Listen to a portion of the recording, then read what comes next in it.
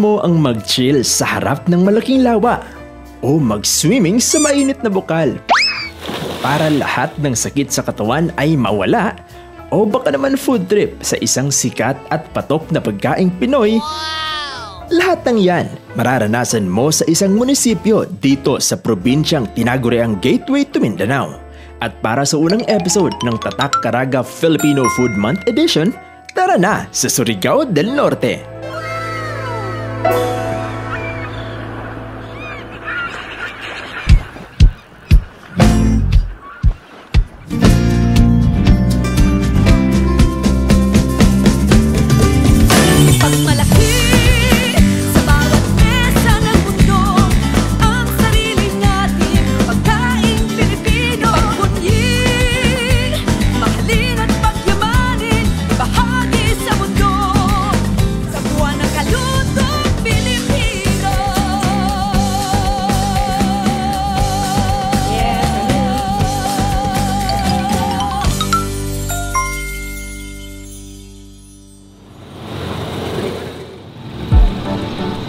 Ngayong araw, we are going north.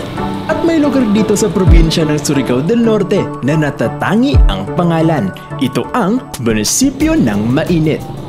Kilala ang munisipyo dahil dito makikita ang isa sa mga malalaking lawa sa Pilipinas, ang Lake Mainit.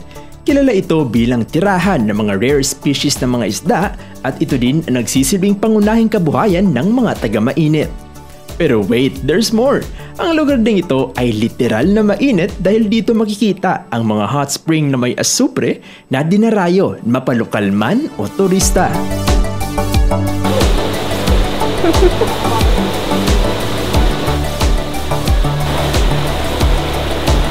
Matapos ang relaxing dip sa hot spring ng mainit, may isang local delicacy dito na hahanap-hanapin mo, ang sayongsong.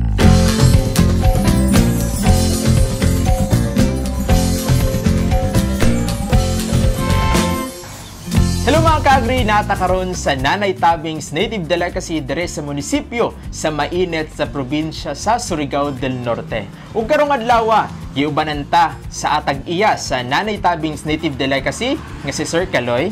Hello sir. So karon, istorya ni Sir no kung aha din nagikan kaning native delicacy nga gipananghambog sa Surigao del Norte ang sayongsong. So sir, mangutana ko, giunsa di ay pagsugod sa Nanay Tabing's native delicacy? Nagasugod ang Nanay Tabing native delicacy. Tungod kay na promote ng gyud sa Surigao ang sayongsong. Pangita ng gyud sa mga katawan.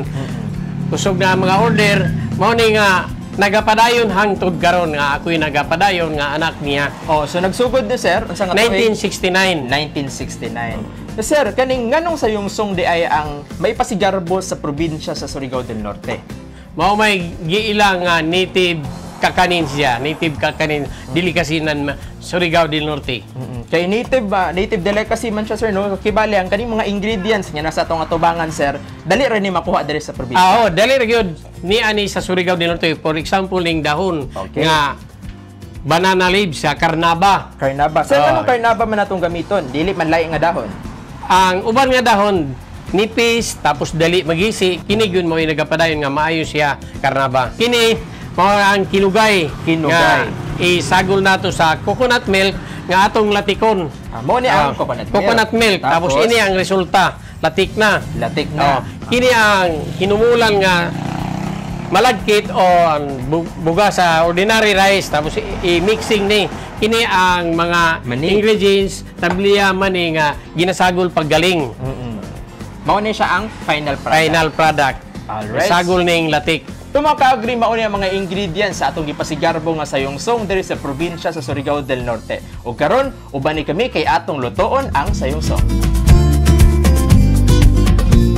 Ginasagol na ang ginaling nga glutinous rice ang latik. Katapos na mix naman atong salaan aron ang mga hugaw, masala. Pagkatapos ani isagol nato ang peanut. Yan. And then, ready na for cooking.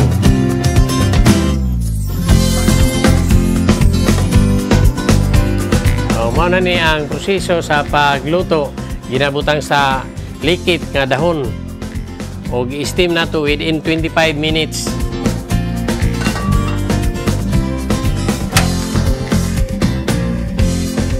So karon nato nang waon ang sayungsong nga finished product.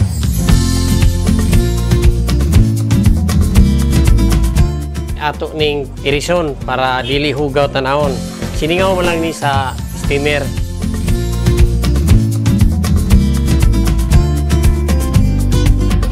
Bukod sa napakasarap na sayungsong, kilala rin ang Nanay Tabing's delicacy sa iba pang kakanin gaya ng espasol, piko, at pichi-pichi.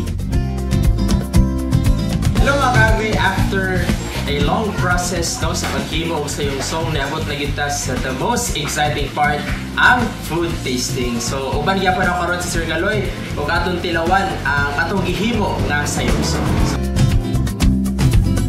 Damihan ang lang. Kasi ikot lang ni mo, ana. Ana, din. Ana na din. Okay. So, dali raman din siya mga kaagli no kanon. So, tilawan na nato mga kaagli. Yummy. Kasi man, nalasahan ni mo yun ang mga ingredients. Sama sa tabliya, mani.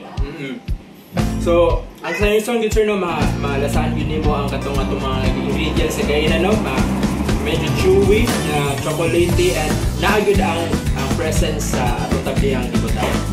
And also ang mani, no, very evident kayo ang mani sa atong sayungsong. So, nindot kayo, lamig kayo ang sayungsong sa Surigao del Norte. Isa lang ang sayungsong sa mga pagkaing Pinoy na may pagmamalaki ng mga taga-Surigao. At sa pagdiriwang ng Filipino Food Month, ito'y ating pausbungin pa dahil simbolo ito ng ating pagkakakilanlan at nagsisilbing kabuhayan para sa karamihan. Kaya naman, dahil dito, Sayungsong ni Nanay Tabing sa lahat